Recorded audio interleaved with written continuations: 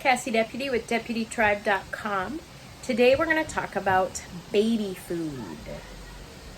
So, baby food. Most of the pre-packaged foods that you're going to buy for your baby that come in the pouches or the jars or whatever are extremely high in sugar, not to mention all sorts of other things. You honestly don't know what they're putting into that food. I mean, you don't.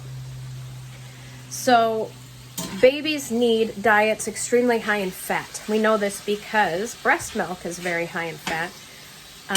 And babies' brains are developing, their bodies are developing, all that stuff. So it really doesn't make sense to feed them a very high sugar processed food diet.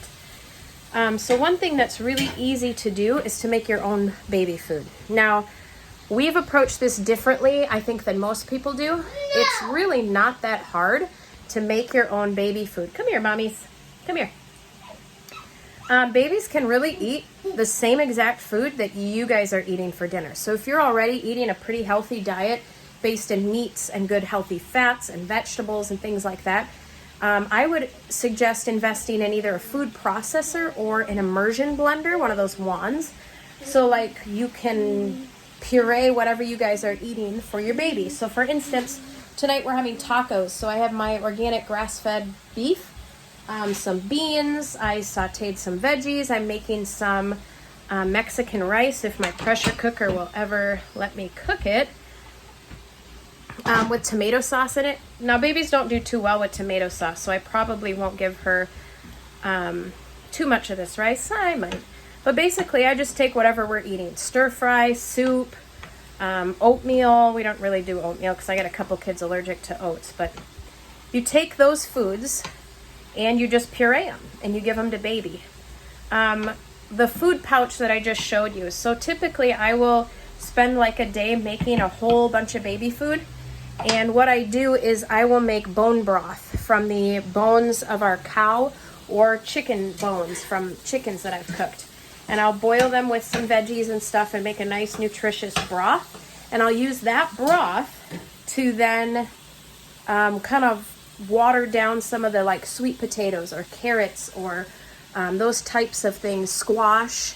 What else? Pretty much those are the three big ones that I make for my baby.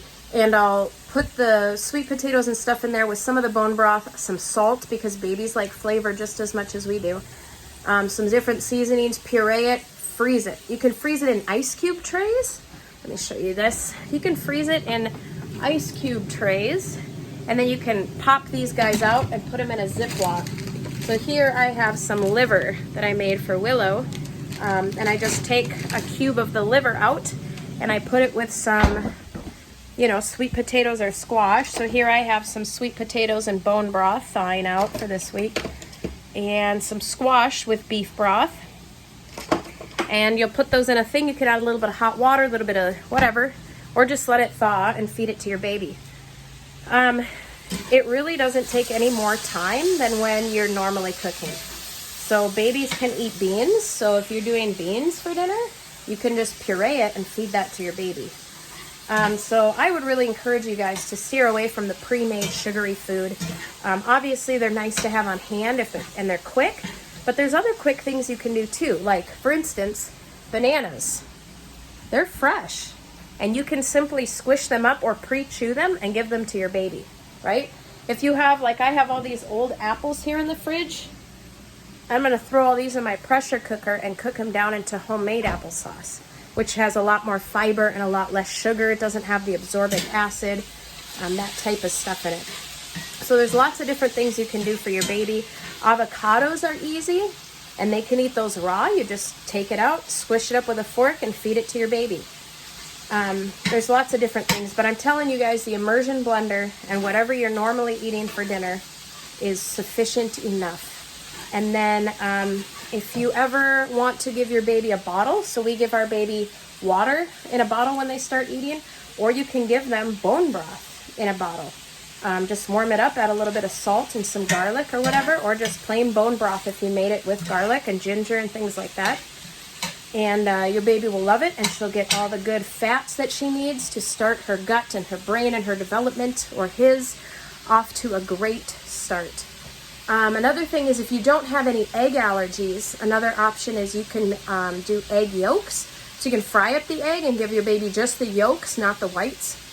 Or I used to boil eggs and give them the yolk with some salt and some bone broth and kind of like mix it up. And that's a great first food too. We have egg allergies in our family, so we don't do eggs anymore. But before we had egg allergies, some of my kids did that as their first foods. So there's lots of different options. You don't have to spend a lot of time in the kitchen outside of what you already do. And you're giving your baby a great start with a healthy gut, lower in sugar, and you know exactly what they're eating. So hope that frees you up, that you don't need to be stuck processing baby food all day, every day.